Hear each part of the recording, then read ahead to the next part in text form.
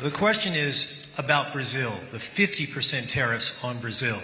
Can you explain why they are being hit with 50% tariffs and why it falls under the umbrella of the International Emergency Economic Powers Act?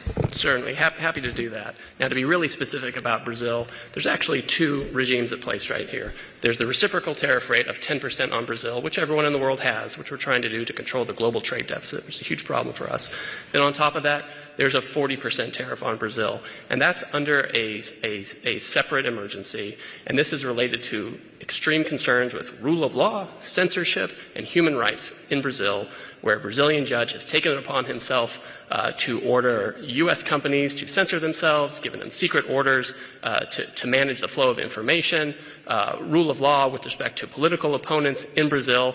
And so when the unlawful detention of U.S. citizens who were in Brazil. Correct. Now, the Treasury Department has often used AIPA, which is the shorthand for the law you're talking about, to impose sanctions, which will cut off countries or companies or persons entirely from the U.S. financial system and cut off trade entirely.